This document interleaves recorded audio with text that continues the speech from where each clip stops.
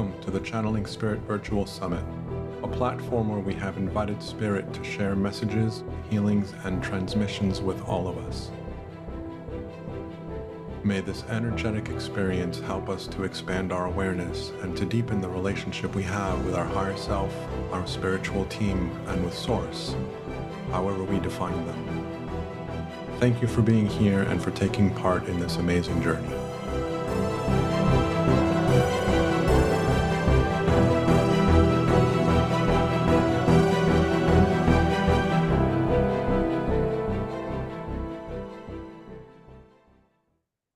Hello and welcome to episode 2 of the Channeling Spirit Virtual Summit. My name is Daniel Martinez Stahl, and we are having some technical difficulties with our featured guest at this moment. And so it was suggested that I talk to you guys about me, given that not everybody here knows me or has worked with me or is familiar with me. And so please, this is a open conversation. Feel free to ask questions. Feel free to raise your hand, put stuff in the chat. And so a little bit about me. Let's start with a little bit about the platform. So Channeling Spirit Virtual Summit was inspired by situations where friends of mine who channel would, in essence, be kicked out by their spirit team. They would start not being able to speak cohesively, and they would say, all right, someone in my team wants to step forward, and so I'm being pushed out lovingly and playfully. And this was their experience. And so I started noticing how often Spirit loves to come and play and to share and to support and to help. And so I wanted to create an environment for Spirit to really have the platform for them to co-create with us and to help us along our journey of remembering who we are. And so a little bit about me. I started channeling a couple years ago after reconnecting with interest in learning how to facilitate past life regressions. I've been in the mental health world my entire life. Both my parents were in the mental health industry. My father was a psychiatrist. My mom was a psychotherapist who developed into a clinical director. In my 20s, I studied psychotherapy and psychology, specifically a modality called psychosynthesis. In my 30s, after being disillusioned in the corporate world, I found myself wanting to learn how to do past life regressions because it was a way of working with somebody where I can remove myself from the theory of what needs to happen or what I can come up with. And so let me back up a little bit. I've never liked the therapist-patient relationship. It's a relationship that I've never aligned with. And even though I studied psychotherapy and all of that, I never had the intention of being a therapist. I didn't align with that relationship. And I was reintroducing Brian Weiss to myself because I hadn't been reading his books in a long time. And I was introducing him to my girlfriend at the time. And so I was really connected with this whole past life world in the moment. And I was having a conversation with a friend of mine from work. We were having lunch together, and I was talking to him about how I didn't feel aligned with the work that we were doing. And I saw the possibility of working with people in a past life regression format because as a facilitator, I'm not involved in your journey.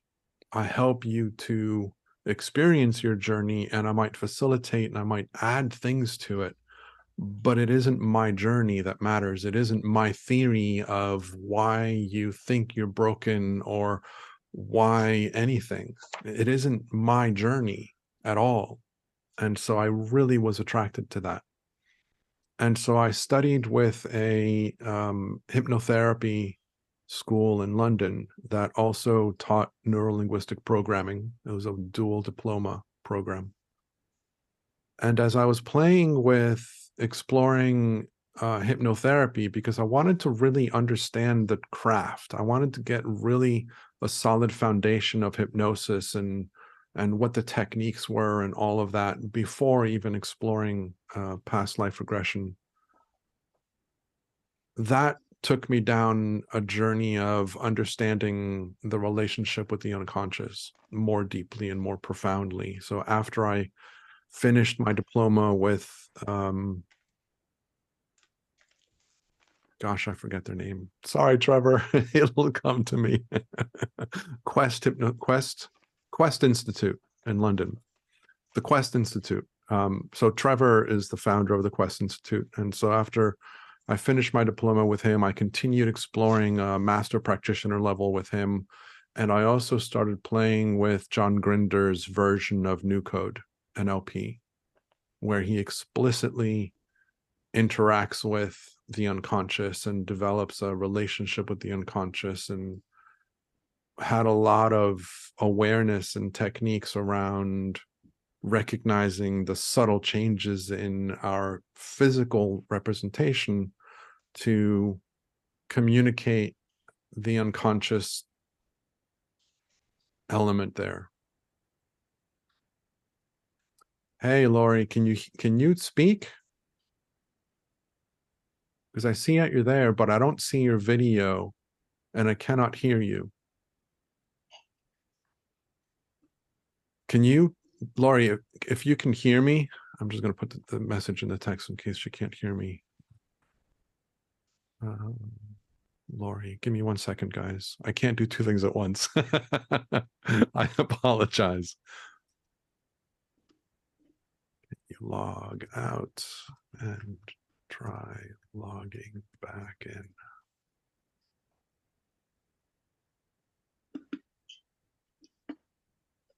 I'm hearing a sound.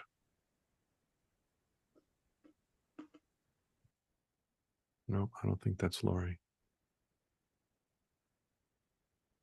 Okay, so as I started to explore New Code NLP and that whole deeper relationship with the unconscious, I kept on wanting to better understand how do all of these techniques and these modalities that we're learning, what do they actually do and how they actually do the things that they do, and are they long-term, are they short-term, what really happens in the background of all of these things. And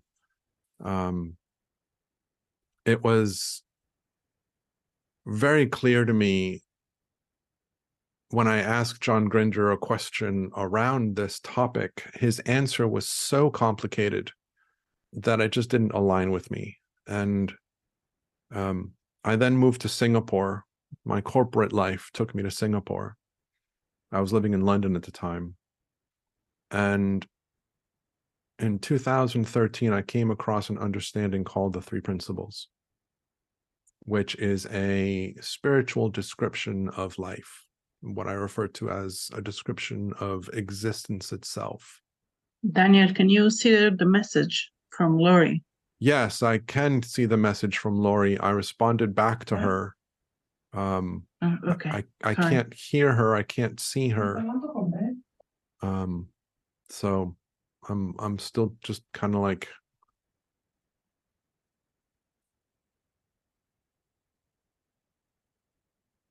yeah, I got a text message I got an email from her.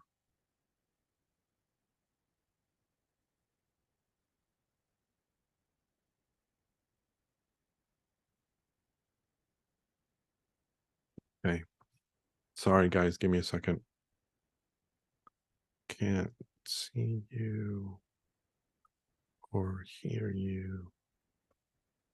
Please log out and log back in.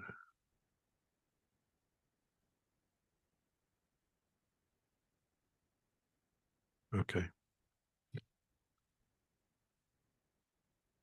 So in 2013, I started exploring this understanding referred to as the Three Principles, which is a description of life first described by a gentleman named Sydney Banks. And then I moved to the States in 2016 to take care of my mother, to help take care of her. Started working in the restaurant industry because of the flexibility of hours. When COVID started and I could no longer work in the restaurants,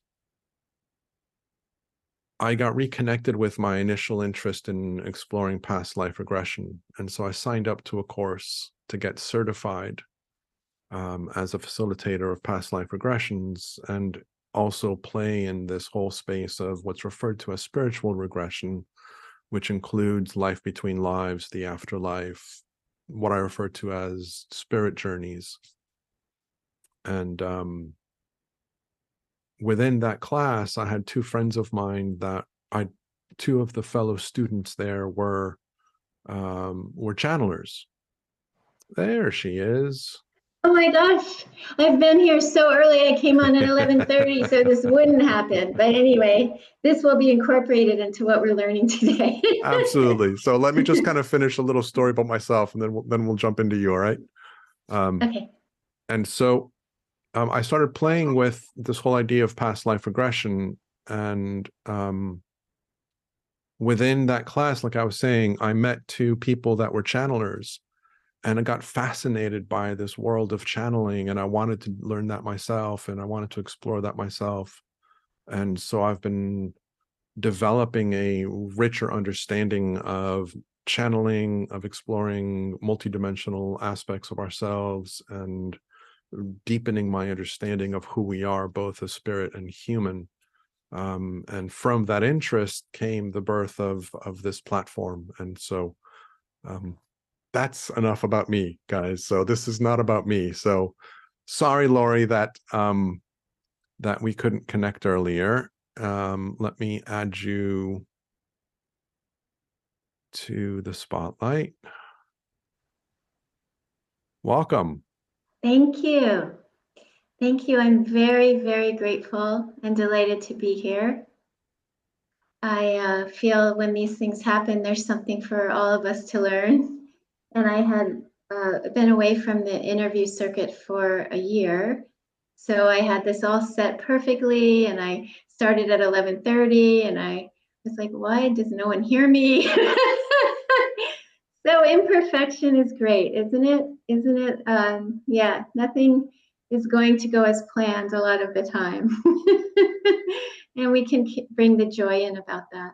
Absolutely. Absolutely. So everybody got a chance to hear a little bit about my background. So great, perfect. All good. That was what was needed. I'm sure people have needed. been curious and perfect. Yes, good. So, Laurie, welcome to the Channeling Spirit Virtual Summit, episode 2, which is now officially starting.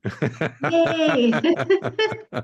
Wonderful. So why don't you tell us a little about yourself, and then we'll kind of go from there. Sure. The way that I work with consciousness is my heart and soul has always been very open to all of it that comes through the benevolence and the light.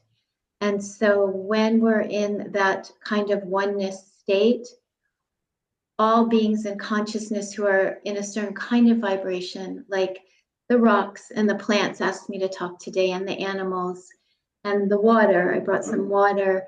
They're very resonant with the master states, like the Mary Magdalene state, the Christ state, the Buddha state, benevolent beings from other realms that we don't even give names on this planet to state, many people state. But it's a certain resonance where we're both in oneness and duality at the same time. So we claim our own flavor, and yet we share a stream of light that works together.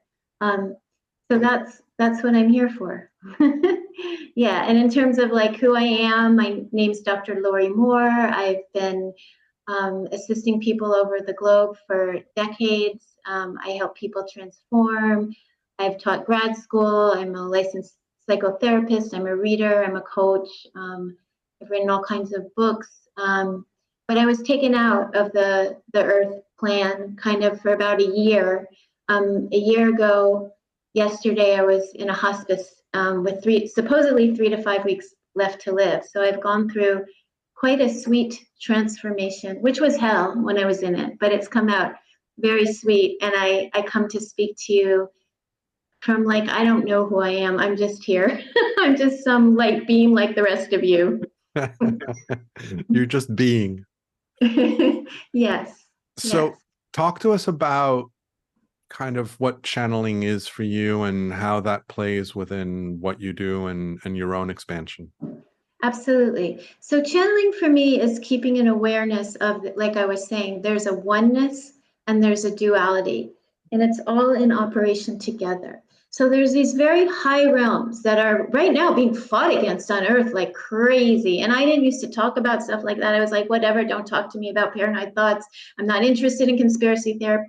But there's a fight. I mean, essentially, there seems to be some kind of fight between these higher realms wanting to permeate into us, into new ways of being, and some other kind of force. And that's fine because it ultimately makes this light stronger. So for me, channeling is keeping my heart and soul in resonance with this master energy that helps us, that speaks through the animals, the plants, the rocks, the angels, all the beings that have been called masters, all the beings that are masters that haven't been called masters, and takes us into, it's a very deep heart realm. It's a realm of just love that is beyond explanation or reason.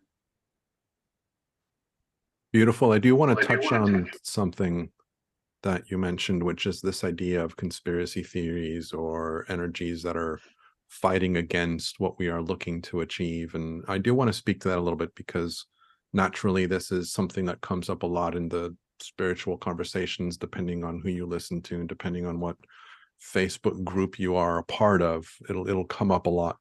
The way that I see it and the way that I describe it is that we are, and this is the topic of my conversation tomorrow, we are redefining what it means to be human. And what we are going through is a redefinition of how we are choosing to live life on Earth. And that redefinition, by definition, requires a shift away from and towards. And so the energies that are coming up are energies that we are transmuting, we are shifting, we are transforming, we are releasing, we are quote unquote healing. And so all of these older energies, and this is just, a metaphor, a lot of these older energies are surfacing so that we can become aware of them and release them, let them go, transmute them, heal them, integrate them, whatever it is that we need to do. And it's us doing it at an individual level. It isn't us doing it as a collective. It's us doing it at an individual level, which is then impacting the collective. And so what we do as individuals to shift our perspective, to heal, to transmute, to integrate aspects of no longer choosing to live life the way we were brought up believing life needed to be lived and choosing a different path, that choice is actually releasing the old definitions and the old perspectives and the old ideas of what it meant to be human as we redefine who we are becoming as humans in a quote unquote new earth. And so that's the way that I would kind of talk about the other energies, air quotes, that are working against it. And it's not that they're working against it, they're actually working with us. They're bringing things to our attention that needs to be released and worked through. Yes, I would agree with that. I would say both are true. Like if my hands are going like this, they're working against each other, but they're actually working together. So my concept of against is something's going in one direction, something's going in another, but then there's a creation of a direction that actually necessitates both be part of it to reach its next step in evolution. So I relate very deeply to what you say. I was talking to some dinosaurs. I never know who will show up. There were dinosaurs in here before the show on another realm, not in the physical realm, but from a realm of the past that used to be physical. And I was really curious about what they wanted to impart. And they wanted to share that the reverberation of whoever exists incarnate remains, and that souls of what was once incarnate and is not incarnate at this time is still part of the picture and the evolution, and often wants to be heard and listened to. And they just wanted to be on the ride because they thought it was fun. That's cool. That's very cool. Yeah, but I really like the way you articulated what's happening, how we are redefining and re-becoming what is human. It's shifting, it's changing, and every energy that is having an enactment on the planet is part of how all species are going through change right now. Yes, yes. So again, invitation to everybody. Sorry, every time I talk, Laurie's computer is going to echo a little bit until Zoom closes out the speaker on her side. So for everybody that's listening live, of course, feel free to ask questions, raise your hand, interact with us, however you guys want to play with us. And so, Laurie, where did you want to take the conversation today? Well, I did want to talk about whatever is in people's hearts, what their questions are, and help them with that.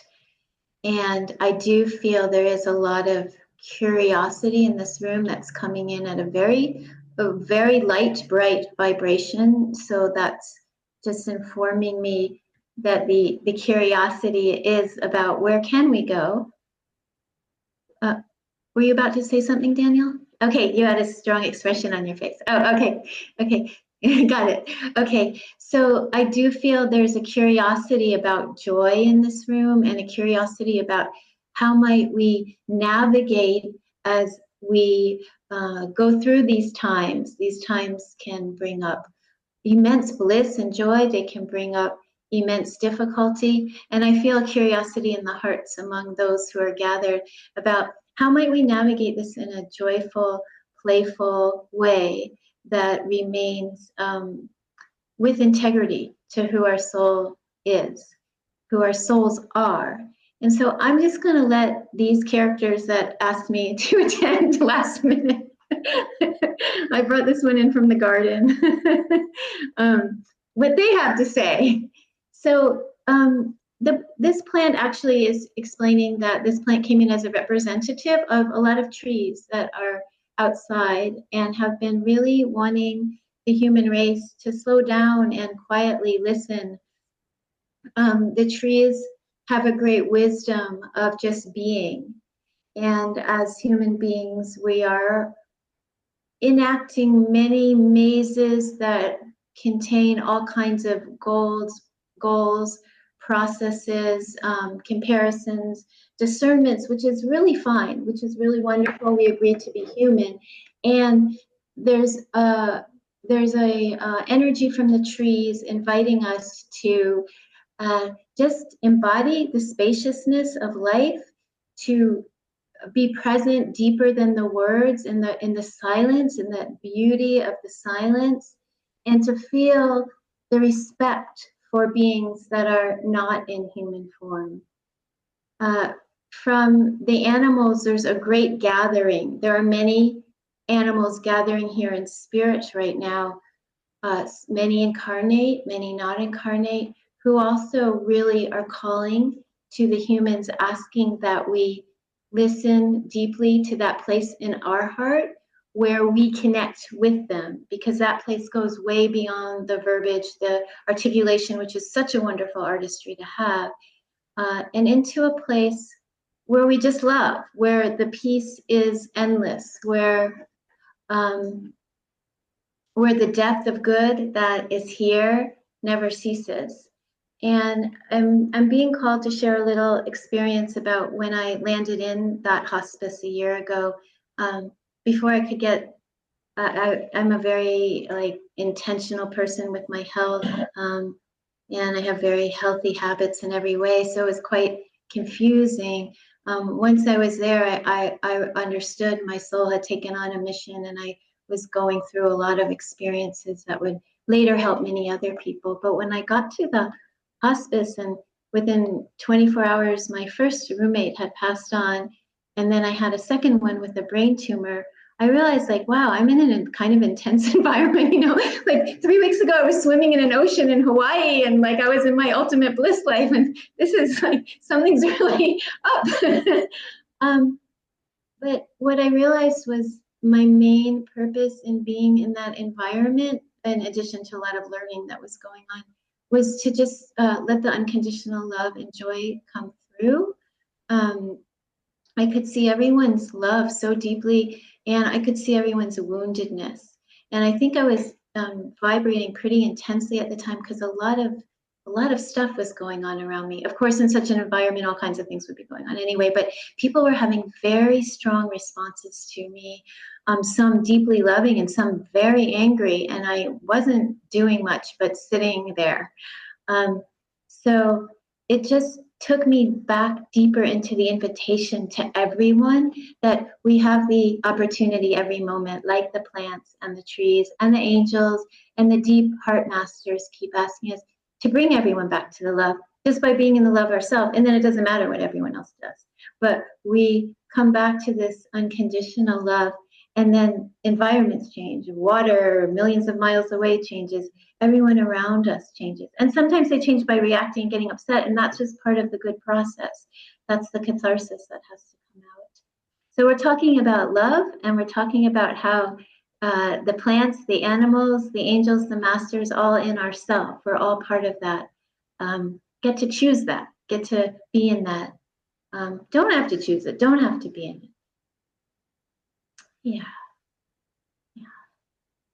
So maybe everyone could take a moment just to feel your own heart, just to feel into that place inside yourself that goes beyond the conversation about what's right or what's wrong or how it should be or what's happening or not happening, and just is, just that place that is. And when the thoughts come in, the bombarding thoughts like, what, I can't do that, I'm not good at this, that's good too. Just love that, just be present with that and feel a little deeper, a little lower into that place.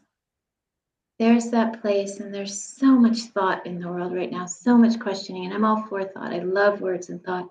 And just feel into that place for a moment that goes a little deeper than that. That is in you, that brings the peace, that brings the answers to the questions.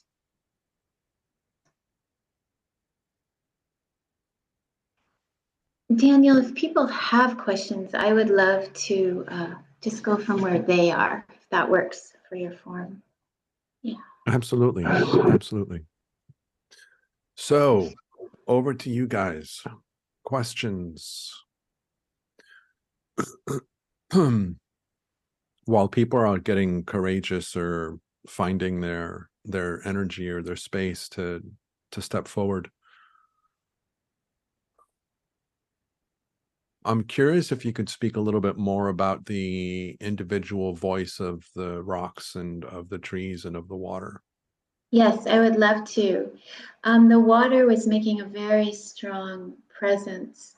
The water wants to help us, actually. The water wants us to understand, I can take you, I can bathe you, I can hold you, and I reshape myself so easily that I can reshape you. You drink me, you swim in me, you bathe in me, and if you make this a love story, you're changing me, you're changing what I am, and I'm changing what you are.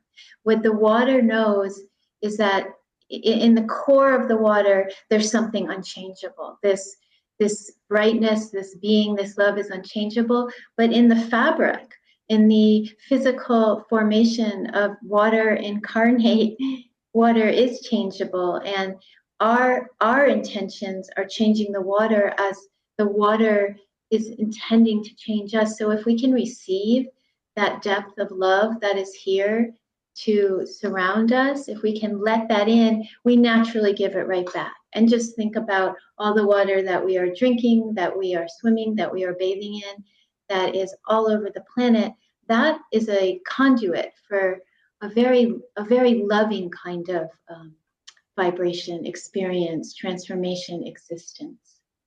The trees, again, ask that we listen, that we respect the other life forms as much as we respect ourselves. That is wonderful as all our ideas are, that propel civilization into advancement, which has its goods and its bads, or its, some people don't like to define everything's okay and everything's good. I'm okay with polarity. And so in my perspective, the advancement of how civilization is going right now has a lot of detriments as well as its goods.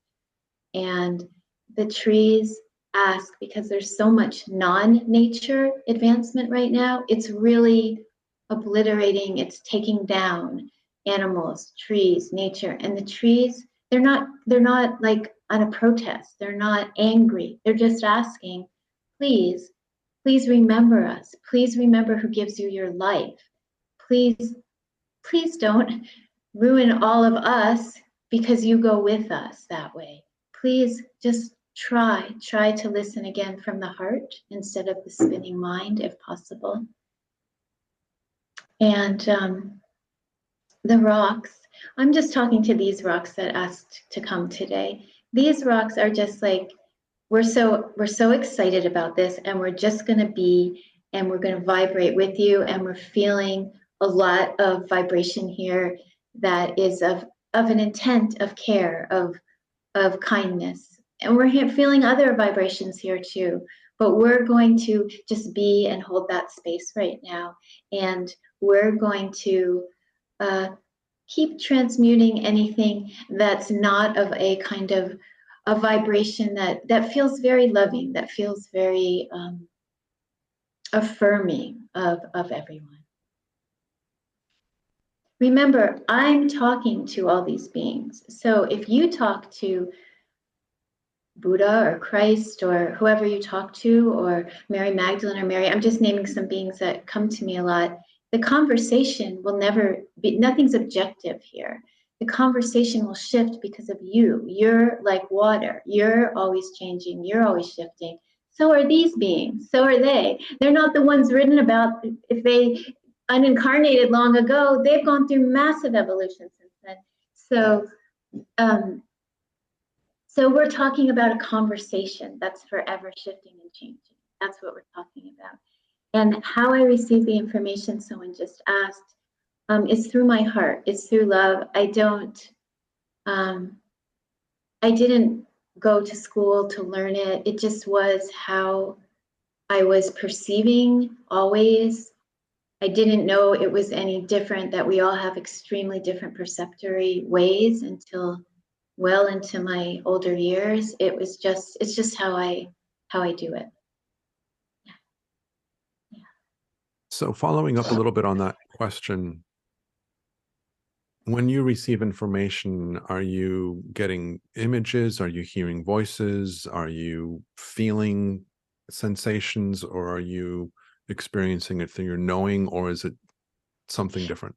It's all of the above. It's a poem because different beings, whether incarnate or not incarnate, express themselves differently. So a visual being will send more pictures, an auditory being will send more words. So I just go right into the poem and open myself to the sensations, the auditory, the words, the deep knowing, the deeper than that silent knowing, the emotional feelings, the higher vibrational, which are a different set of feelings than the emotional. I just open up to all of it so that whoever is sharing can be honored in their style.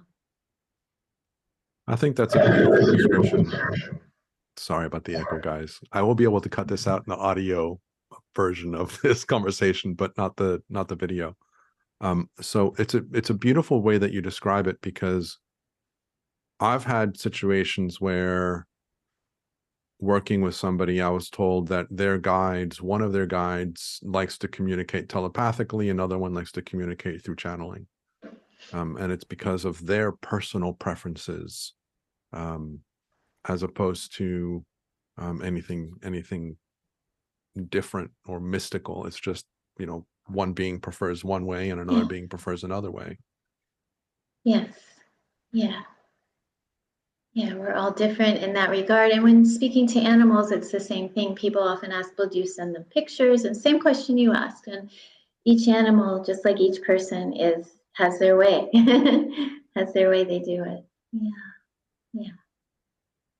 So how do you work with people? I help people go in the direction they are intending and desiring to go and needing assistance with. So my background is a doctor of expressive psychology, so drama, art, music, dance, art, but I am an LMFT, a regular therapist who uses all the EMDR and hypnotherapy, but I actually do mostly readings, and I help people transform based on what their soul is communicating they're wishing to fulfill or achieve. I help people release patterns and habits. Right now, it seems to be a big one. A lot of people have been calling saying, I finally realized I have these cycles of habits and patterns, and I had stories about what happened, but I've been operating in these patterns for so long, and I need to change my system, my brain, my body, my emotions. Can you help? So some people just want to manifest, and some people want to learn more to tune into their own capacity to channel or hear from the other realm. So I do all of it. Yeah, I'm now doing one-on-one sessions. I spent years doing a lot of seminars in many places around the world, and especially Hawaii. But now I've just decided to work with people one-on-one. So it's become all long distance now. And you tell me what you wish to focus on, and we do it. I also do lots of animal readings. Beautiful. Speaking of animals, there's a question here. Can you always communicate, or do they sometimes not want to? In all my thousands of animals I've talked to, I have only had, it's countable on a hand who couldn't talk. Now, maybe they would say they're busy, give me time, I'm focusing on this, check back in 20 minutes. But it's very rare that someone doesn't want to communicate. And, but in those situations, and the animal had gone through a lot of wounds, a lot of harm and hurt. But again, animals deserve respect, just like us. Like you don't just walk into someone's room and say, "Hey, I want to talk." You call them up and say, "Can we set a time?" So, but animals seem so multidimensional that often they're just like, "Yeah, I mean, I'm doing something, but I can talk to you right now," or "I'm sleeping, but I can talk to you in my sleep." And even that animal said, "I don't want to talk. Like I don't want to purposely share anything with you." That animal did invite me to, but you can listen to me, you can feel me. So, that question might come from, I have seen instances where people have kind of put their mental framework onto the animals and kind of expected a certain kind of conversation and pushed at them. That an animal will naturally retreat from, because that's not how animals communicate. So this leads into the next question beautifully.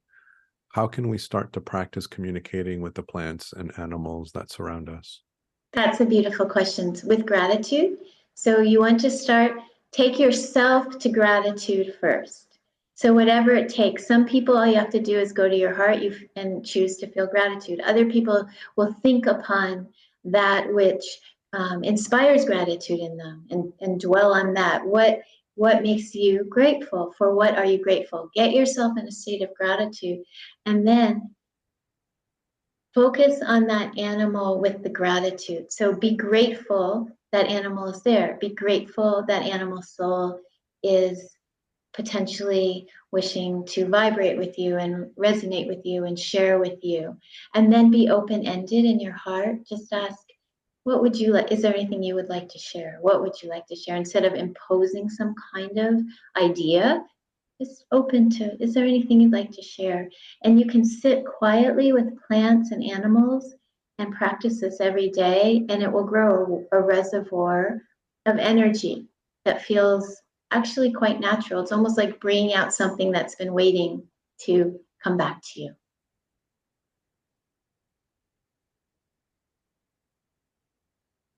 So I'd like to again. So I'd like to again invite the people that are with us live. If you would like to, raise your hand and have Laurie, share some information with you that your soul would like to bring forward, your heart would like to bring forward, please feel free to interact. There's a question from Kelly. How are your communications different with domestic animals and those in the wild? Well, the wild animals really have a different orientation to life. They have a different set of what they're focused on. I mean, their survival depends on a different set of abilities. And so I wouldn't say I approach them in any different way. I just note that they have experiences, like even non-wild animals, meaning like feral cats, their experiences are flavorfully different than the cats that are living in homes, houses.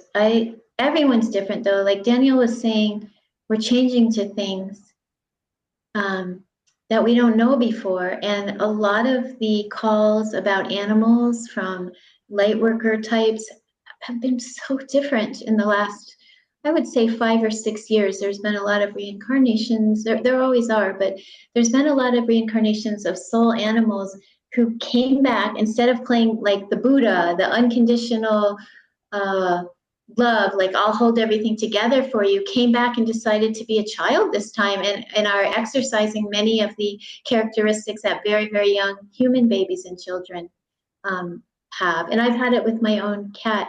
I don't know if anyone on this line has heard of Jesse Justin Joy, but he was Jesse and he reincarnated as Jesse Justin Joy. And he had students all over and people who said, I don't hear cats, I hear Jesse Justin Joy. He would guide people. So he came back for another round as 2 cats, which was really amazing to me. Not something I had to call a bunch of my friends and say, have you ever experienced anything like this before? And a couple had. So he came back as 2 cats that are much more into experiencing the human world and the human emotion. And they're so expressive. Every emotion is like strongly expressed. I felt like I had 2 little babies on my hand after 2 lives with Jesse Justin Joy as such the traditional master type. So what's going on, I say that because what's going on in the wild and what's going on domestically is just changing. Everything's changing. The costumes, the masquerade is all different for not just the humans, the animals. Yeah.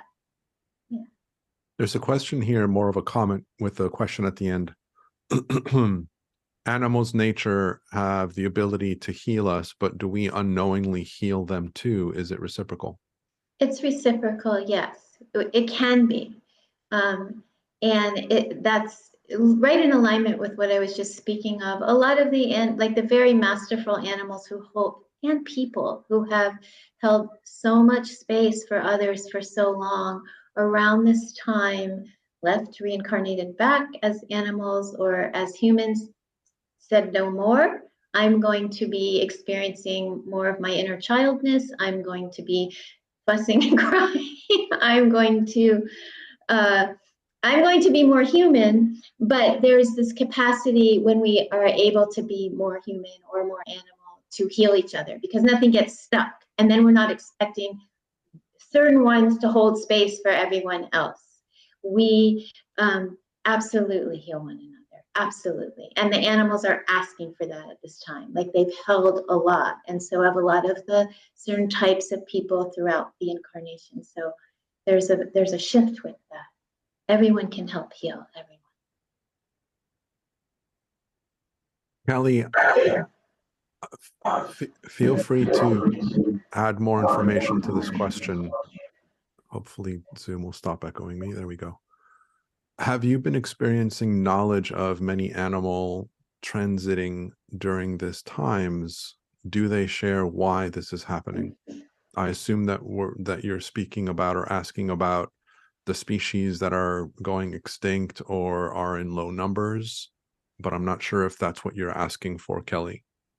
Actually, just departing of a lot of domestic animals and people calling to help with the transitions. It seems like there's more of a mass exodus of animals in the last few years. And I don't know if it has to do with the shifting of the energies, the having to do with the evolution of the human race, the collective. I've heard that they're transitioning to be of more service on the other side. So I was just curious, Laurie, if you know anything about that. I know a lot about this. That's why I was sitting in a hospice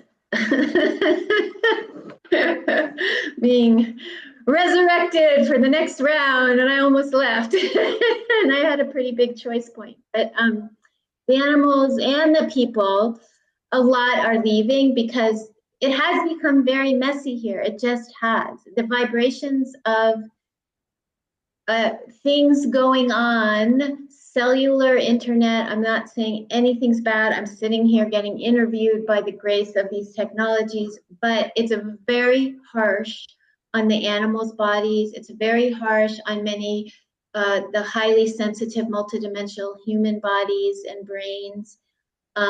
It's a very, in the world, people comment on it. It's not like, you know, there have been time periods in my life where people were a lot friendlier. I feel like I'm going to generate friendliness and kindness no matter what.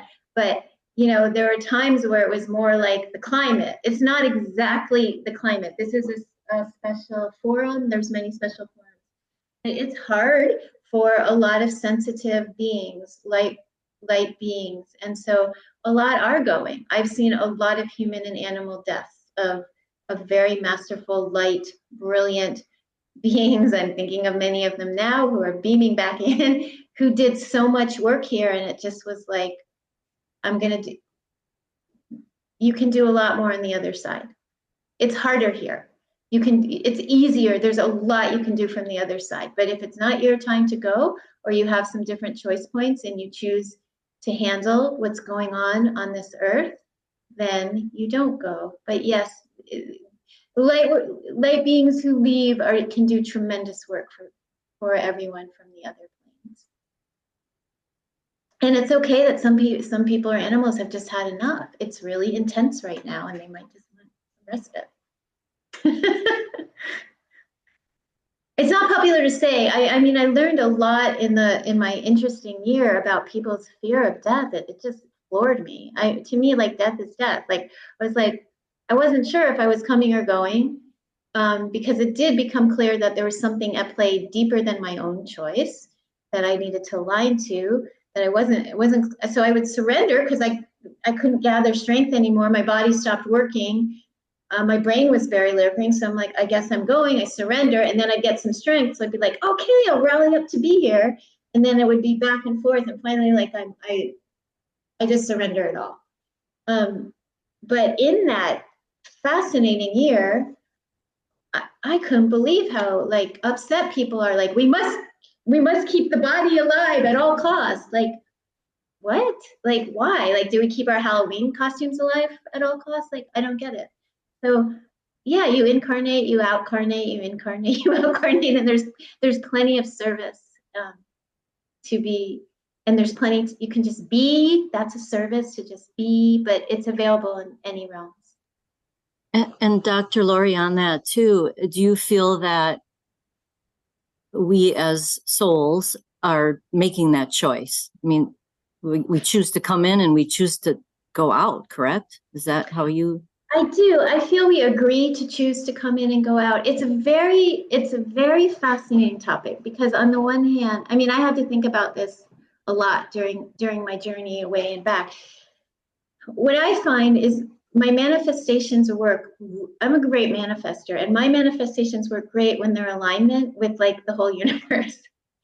If they're not, I get notified and they don't work. So the reason I say that humorously, but sincerely and seriously, is there's choice, but it's not mental choice. It's not like, you know, I'm at the restaurant. What do I want to eat? Do I want to stay or do I want to go? It's a much more of a deeper resonance with an alignment with a choice that goes beyond the individual, that goes back into the oneness.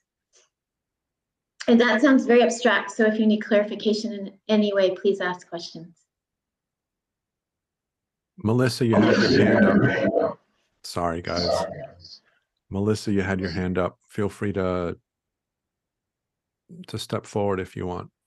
There's a couple things. Go ahead. Oh, that's all right. Thank you. I just kind of put it down because I was really I kind of went into another dimension when Laurie was talking just then about her experience. So I'm trying to come back here. I really, yeah. And I related to that too. I was thinking about my son who was very high vibe and left this plane. And then my dogs who I felt were extremely, high vibing as well. And then they chose too to go after him. And it's been a huge experience for me, learning a lot about not just grief, but the value of life, and that there isn't any death, but it's been the separation part, right? That even though I don't believe in the separation, the physical separation has been pretty profound. And I'm just a real animal person. More than I've always been connected to animals, and I've never been without some sort of animal around me my whole life. So it's been a few months now that I haven't. And I guess one of the questions, and this isn't very esoteric, I just was wondering with Laurie, I just got requested by someone that I know. They just rescued a dog, and they wanted to know if I could please help them because the dog had just bit the father when the daughters were having a quarrel, and he went in to talk to him, and then the dog got in the middle and bit him. I mean, not in the middle, but as he approached the room. And I'm really struggling with this. It's like I want to be of service, but like when you were talking before, like the costumes, everything, for me, everything has changed so much that even trying to connect to when I did dog training, and then it was all positive, but it was also more about what's going on with the people, not really the animal. And I don't know if I'm struggling with this, whether to get involved with this, but I want to be of service. And I don't know what that service looks like anymore. So I'm kind of in this space, and they want me to make a decision. And I'm like, these are wonderful questions. Yeah, thank you for your beautiful heart. These are all very important questions. You touched upon quite a lot. So let me start with the grief. And I know you ended with a specific question I will get to.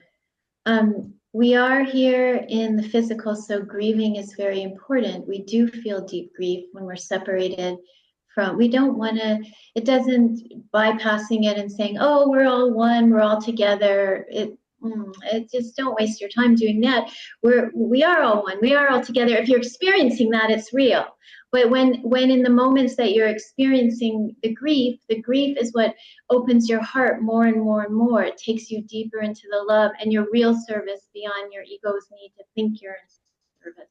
Sometimes you're in service just by being. You're in service because you just spoke about your uncertainty. You have great clarity. That was the wrong word. Uncertainty. That's a service to all of us. That's being so authentic. You're being in service. And regarding the dog, yes, it gets so complicated because animals can be acting out all this repressed stuff from people, and then the people think they're saving the whale or whatever, and they don't even get it. That does happen a lot on Earth.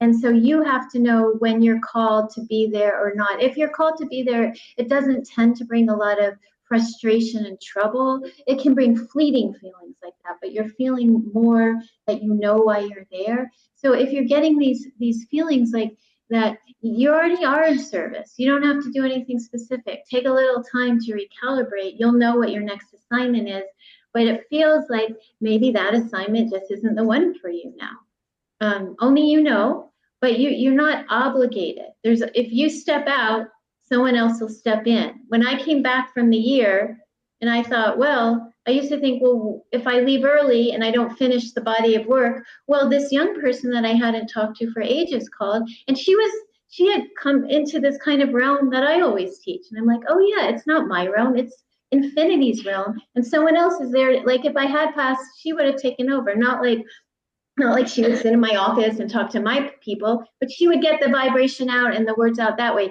So you're fine. You're on track. Trust yourself. And my heart goes out to you about all those losses. And you might just need time to be with that and experience that. And life will take you to wherever you're going to go next. There's, in our circles, we're the circles of, a lot of the circles of kind of, I don't know what words to use for them, because I call it the spiritual New Age, and everyone in the spiritual New Age says, oh, I'm not in the spiritual New Age. So I don't know what words to use, but I don't want to say counterculture because there's 500 different countercultures, but the circles that talk about the kind of topics we're talking about right now, sometimes we're a little hard on ourselves of feeling our intentions and our choices, and we don't have to control everything. It's great to be highly intended and to have strong choice about where you're propelling your consciousness and your will and your service, but also there's help beyond us. Like there's some help beyond what we think is going to happen. So I'm just going to share another vulnerable story about this whole thing I went through, because it feels just connected to all this. So I live in a body that has always felt quite good. I dance, I do yoga, I sing, I eat all the right foods, I take supplements, I do it all. I affirm, I intend.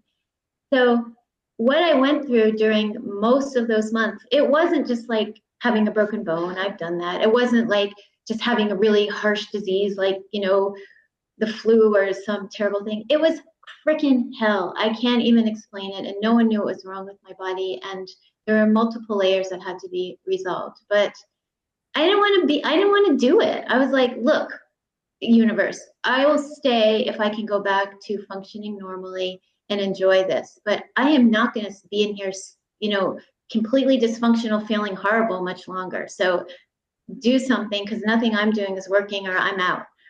And again, I know that's not popular to say, but it's fine with me. And so finally I decided I was just going to quit drinking water and depart, because nothing was getting me better. So it was going to be like a horrible death over a few months, or quit drinking the water in a few weeks. So I learned about that process, and learned that a lot of people at their end do that. I thought it was my end, and you need to have, you can do it on your own, but it's not a good idea. So you need to have a doctor who can do that, and you need some pain medication. And so I was going to get the pain medication, and I was seriously thinking of starting the process, because I just couldn't take the physical suffering anymore. And I went to the place to pick up the prescription, and I don't usually take much medication at all. I'm like an herbal kind of type, supplements. And so I got there, and they handed it to me, the prescribed thing, and this whole play out happened. It was wild. Someone ran up and said, "Don't give that to her." Someone I've never met before. And someone else came along, and there was all this discussion, and this angel came right next to me and just kept holding me while I'm watching this whole thing that took half an hour in a drugstore. This really happened.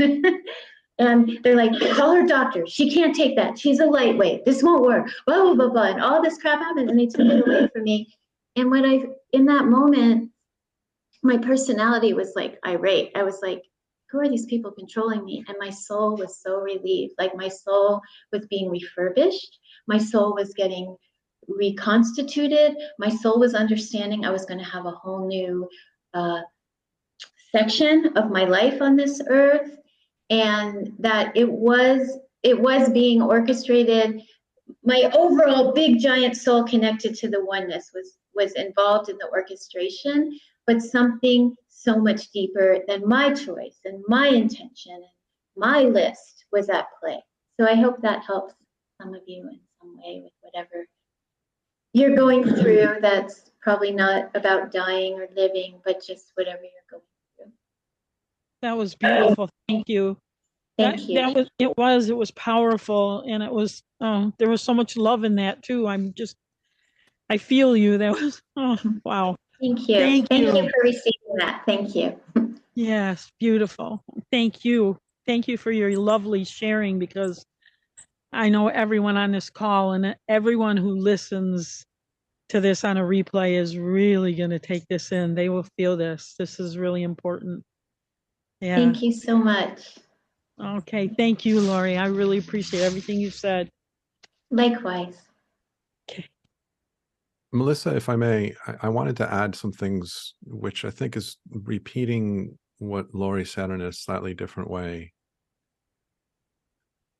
It sounds to me, and this is entirely my perspective, so please take it with a grain of salt, but it sounds to me like you are in the process of redefining what your service looks like. And Yes, I would. And you're in that kind of stage, and this is why you don't want to serve. You don't want to connect with this because you don't know, you haven't quite stepped into what it is that you are stepping into. You're kind of in that limbo stage where you were doing something and you're going to be doing something, and right now you're just trying to kind of define that and figure it out and align it to your being. And this is why it might be the reason why you're feeling that kind of resistance to help with this dog family situation. Yeah, that makes sense to me. It does, because I mean, I gave them, when they initially talked to me, I gave them, spoke for like an hour and gave them, logical things to do, and nothing's happened again for the last couple of weeks since I talked to them. But it's exactly, I mean, it is what you said. It's like, that was drawing on wisdom that I just have, right? But to step into like this situation, right, I don't feel really clear about it. Like, what really is my service in this situation? So thank you for that. I do appreciate that. And I also wanted to reiterate something that Laurie had spoke about the grief, because in the beginning, I really did get tangled up in not feeling. No, I shouldn't say not feeling, but the depth of the feeling was so intense that I just could hardly function. I wasn't sure that I could survive it. It was so painful, and I had to kind of pull myself out of it. But as I have moved through it, what she said, I've experienced it, and it's such an accurate truth that feeling that grief and being with that grief does open your heart, and it does allow that love. It's just like, I don't even know how to describe it, but I had moments where like love and grief were one. So, I mean, it was almost like the depth of the grief was like this depth of love. I can't really, it's not something that humanly you can find the words for, but I just wanted to mention that, because when she talked about that in the beginning there, that was, for me, like, yes, so thank you. I'm going to quit talking now, but thank you. You described it so truly and beautifully, and you're going through such a change that the way that you were helping people before just might not feel right anymore, but you have to give time to find the new way for you, and it's being informed by this somatic change and this heart change you went through by allowing yourself to be that grief and embrace that grief and delve into that grief. Because if we're just feeling something and we're not resisting it, we're not running from it, we're not trying to freeze it, we're just 100% feeling it, it just becomes what it is. It's transformational energy. There was a time once, it was decades ago, I was in my office late at night, and I had finished seeing all my clients, and I had a pain come up in my body. It was just some food poisoning, but I didn't understand what it was because it just seemed to come out of nowhere. And it hurt so much. I felt like, oh, I can't even stand up and drive home right now. And a cat contacted me long distance and said to stop thinking about it and just be like 100% present with it, just be in it. And so I did. I just became 100% present with it. And when there was nothing, no words, it just was what it was. It was no longer pain because there was no longer resistance. It just was a vibration, and then it left. It just shifted itself. Like I could have resisted it and then gone to acupuncture or whatever, but just by being so present, I always remember that experience. It completely shifted it. It's a book called it was called The Cat's Reincarnation and Unconditional Trust and Love that I wrote a long time ago, and then the title has been changed to Transformational Encounters with Animals.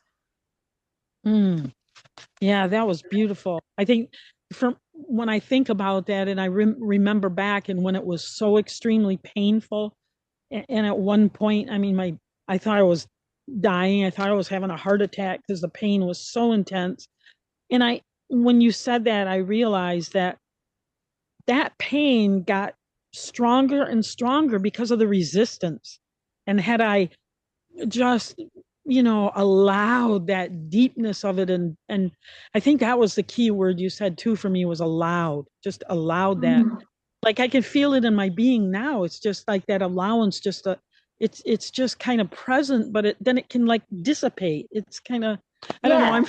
I'm feeling it right now as I'm talking about it. Yes. And you did it all right. You didn't do anything wrong because it's so intense. It had to come in waves. I don't know that you could have taken it all on at once with that. Remember, I was just with the physical pain. This is so profound what you've gone through. So it will have waves and it will take time. And yes, that's exactly what I'm talking about.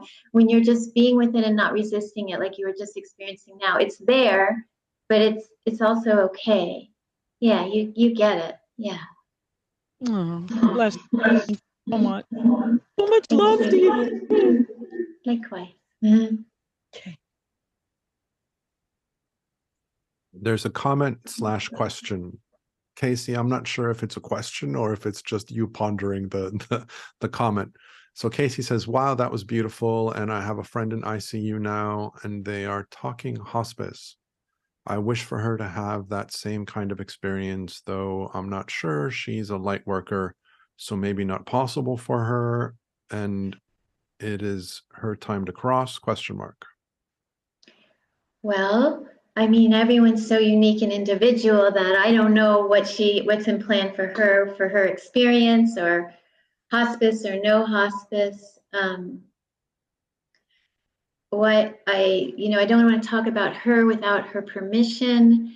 Maybe if you could give me a first name, I can just talk in a very slightly general way. I won't go into any too personal information about her, but something that I think would be helpful to her. Can I have her first name?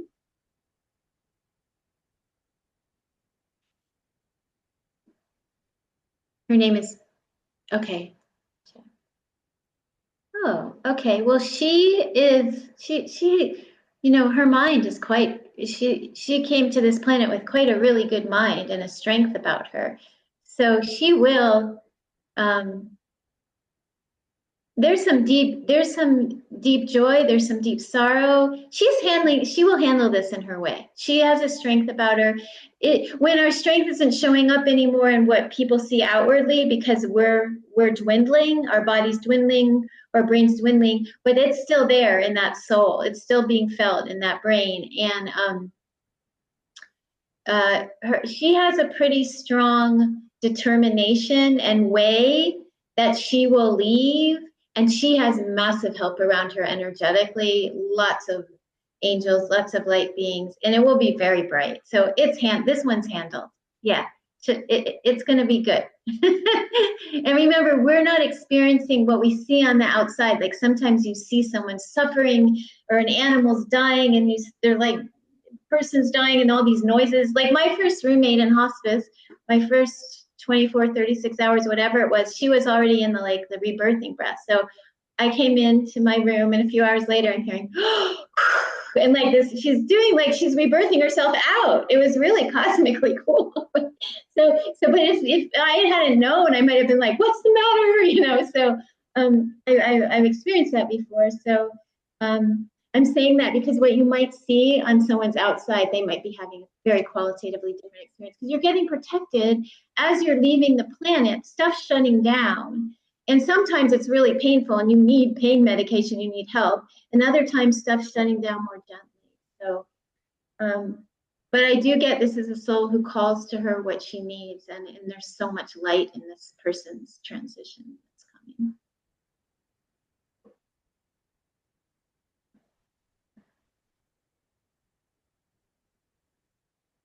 So Laurie, just so that we can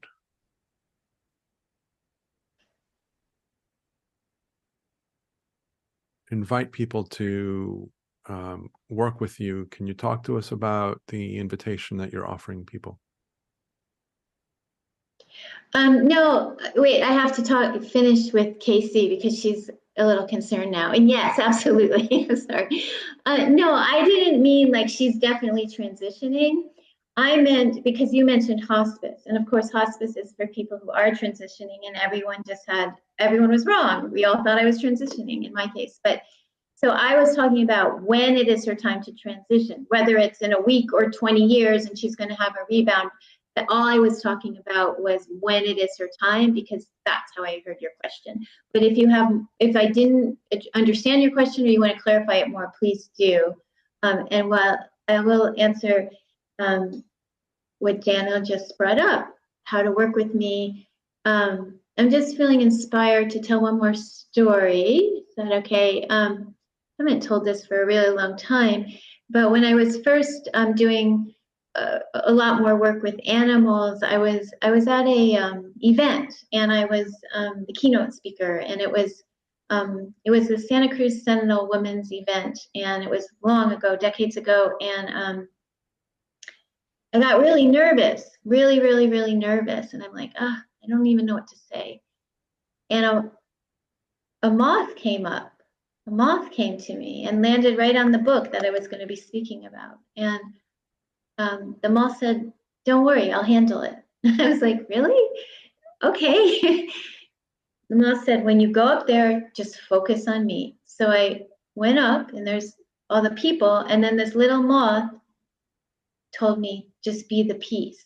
And I'm like, "What?" And the moth said, "On some levels, it doesn't matter what you say. Just be the peace." And I said, "How do I be the peace?" And the moth said, "Focus on me." So this little moth was vibrating so much peace, and we just held the peace. And from that point on, I understood that no matter what fun, wonderful, human, playful ways we find to do what we're here to do, the deeper part is just what we're holding, so deep, so vibrating. So when we held the peace, everyone could feel this kind of peace.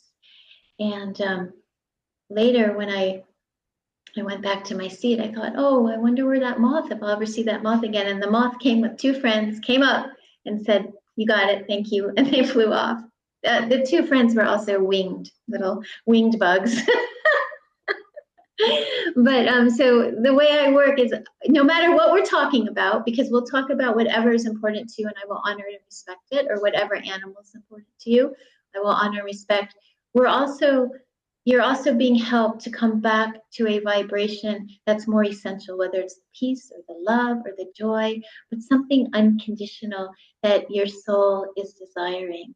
And so the way you work with me is because I'm offering these gift 10-minute sessions to people who are on the show, is you just follow the prompts you're given and go and sign up. Or if you want to do some deep work, you want more time to be held and embraced and understanding, so you can get some facilitation from me in making a transformation, a change in your life, actualizing an intention, releasing a self-defeating habit, or just knowing more about what your animal friends are communicating. They can be on this side or the other side. I talk to animals and peoples on the other side too. You can sign up for a regular 50-minute session too. And I'm giving a special discount to people on the show.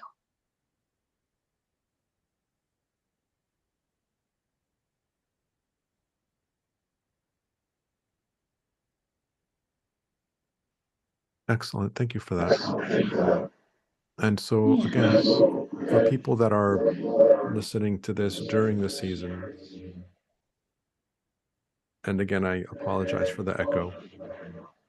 For people that are listening to this episode during the season, if you go to the website, there's a link in the special invitation that will take you to the offer that Laurie is speaking about. There's also ways for you to reach out and connect with her as well. Melissa adds, I remember when my dog was crossing, she seemed to be struggling and I energetically assisted her and poof, dogs have difficulty getting out of their bodies and need to do something physical to get out. For example, seizure if immobile. May I possibly be doing some sort of animal-human transformation work around transition? Yeah, people and animals have all kinds of ways they get out. You know, some do these deep breathings, and some have seizures, and some have heart attacks, and some need to go through a very, very slow, long process of decay and disease, and some even just go. I mean, there's a number, I've worked with a number of animals, and we've all heard the stories of people who are just like, I'll be, you know, Yogananda did it. I'm thinking of this other guy, Kenneth Hayes, I think, who are just like, hey, everybody, by the way, at this time, I'll be going, and you know, there was a quick heart attack and they left. So people and animals are the same. They do it in all kinds of ways, and it sounds like you have some kind of gift that you help with that energetically, and that you'll be doing more of that if you choose. There's a question from Sally. One of my cats, Stan, has a large sore on his belly that won't heal despite repeated veterinary attention. Is there anything I can do to help heal? Well, I'm not a vet. I'm not a medical person. I do know sometimes we get growth animals and peoples because toxins will find their way out that way. Other times it's just the reality of aging bodies or DNA, or it can be all kinds of things. If you've been trying with holistic vets and regular vets, and you know, you've tried acupuncture, homeopathy, and all of that, diet, all that, then you can try energy work. And you know, there's so many different ways. You can gaze with Bratzo. There's so many ways for healings, and sometimes things just don't heal, and it's what's happening. So I don't know what modalities you've tried, but I just listed a bunch that you haven't. You could always. Can I please have the name so I can find out more about what's going on with this dog? Cat's name is Stan. And the cat's name is Stan. Oh, it's a cat. Okay, I'm sorry, misheard. Okay, so let me check in with Stan. Oh, yeah, it's hard. It's not feeling good to have that. I get it. Yeah, so Stan would like any help that can be given for comfort at this point, because it is very uncomfortable, and it does feel pretty strong. So if there are modalities you haven't tried, there's even some kinds of, like, I know in New Mexico, a woman named Laurie Moore, not me, another Laurie Moore, had this vibrational machine that was helping animals. There's so many different modalities. But Stan would like any help that's possible to reduce. There is a lot of discomfort with this. Yeah. We also, and this just brings another topic. I'm now saying in general, you know, people and animals, when they really are ready to go,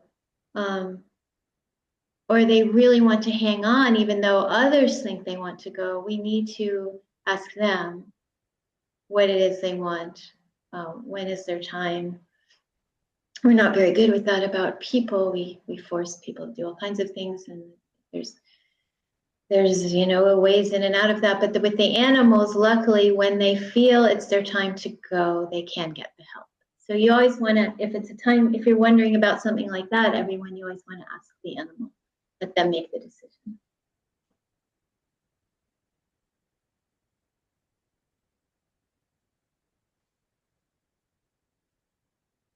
Anything else that you would like to share with us, Laurie, before we move on? I just want to reiterate how important it is to really honor and respect open-endedly what animals plants and people and everyone, angels are wishing to share from their own viewpoint, to always open up that conversation. What is it you're trying to share? Yeah.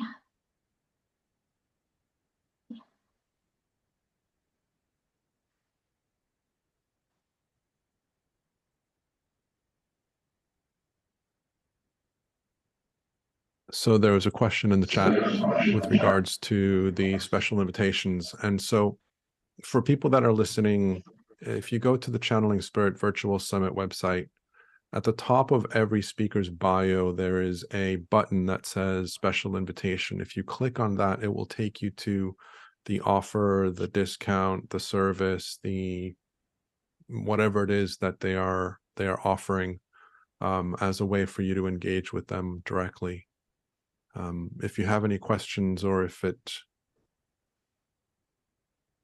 yeah, let me click on that, Laurie, and see what happens.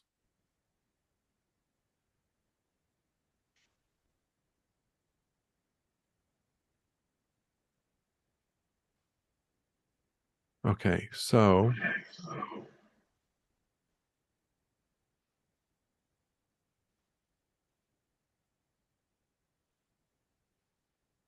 on the page there, if you click on the, I guess I need to make this a little bit clearer. I thought it was pretty straightforward. Human reading and coaching, book your session. Within the options of book your session,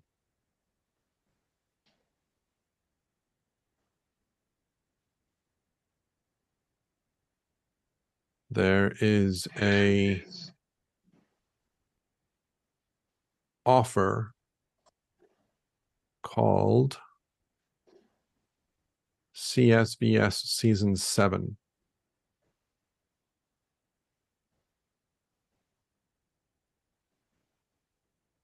And then there's another offer, which is called Gift 10-Minute CSVS Season 7 or Your Sacred Purpose.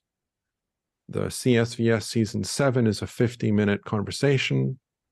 The 10-minute gift is free. And so you have those two options. Okay.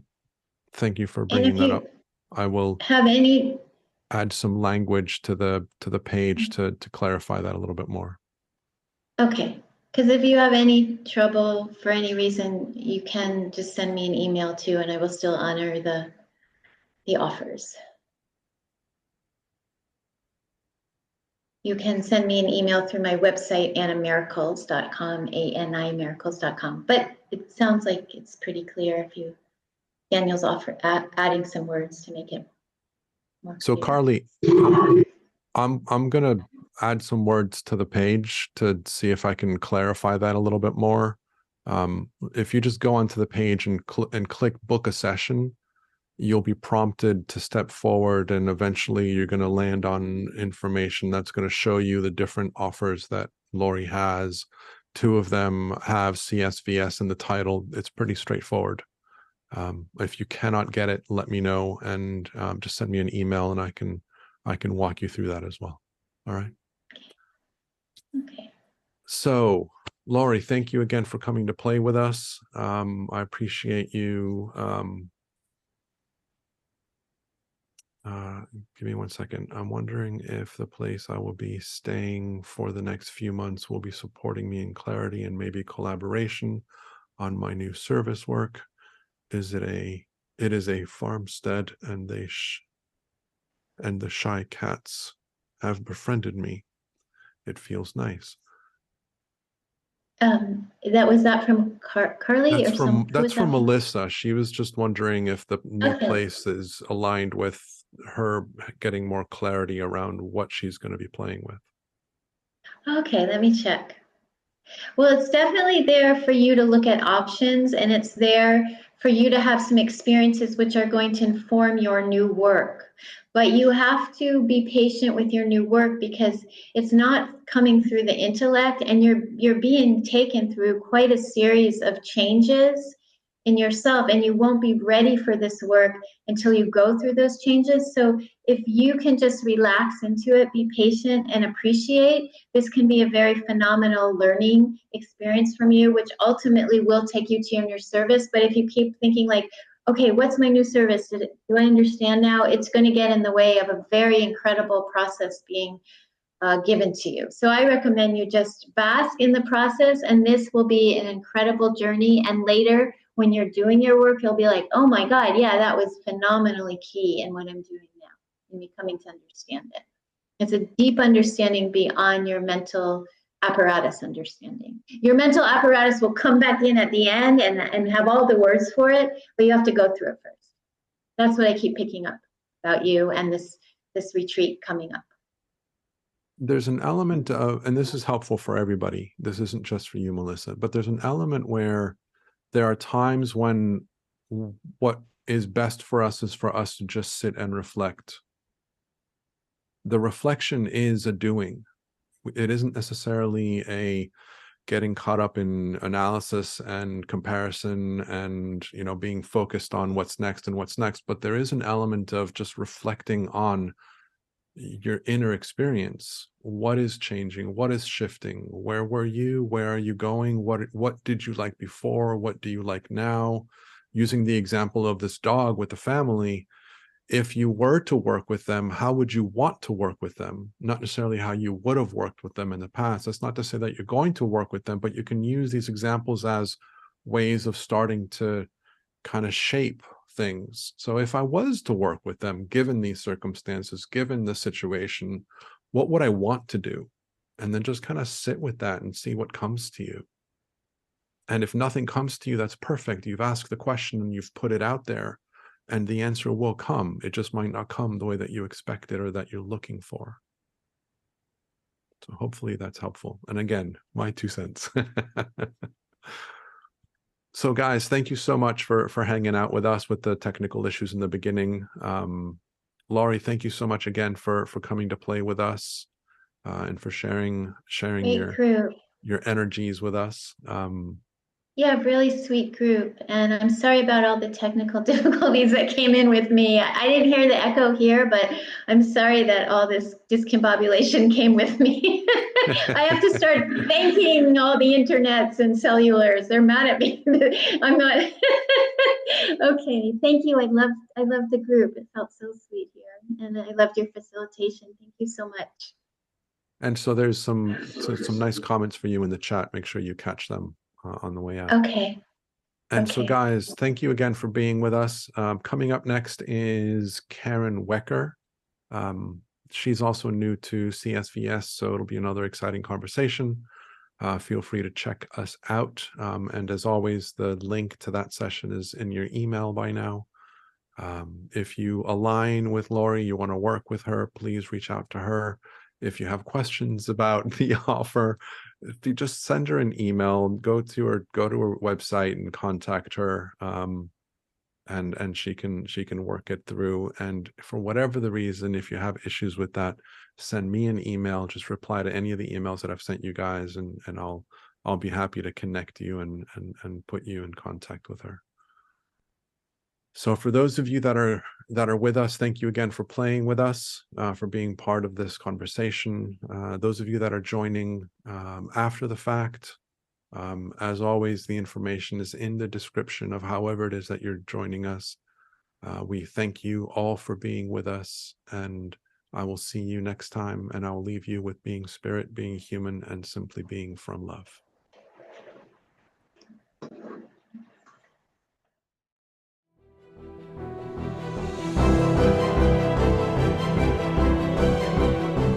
Thank you for being part of this incredible experience. We hope that this session has inspired a new level of understanding within you, allowing you to expand more easily into the essence of your true self and become an even more powerful alchemist in your own life. We invite you to listen to the session again and again in order to go deeper each time and expand even more. Have it be via the replays or the unlimited access package. If you have enjoyed being part of this event, we invite you to tell your friends so that they can join us in the future. We are grateful that you are here, and we thank you for co-creating this experience with us. Until next time, we leave you with being spirit, being human, and simply being from love.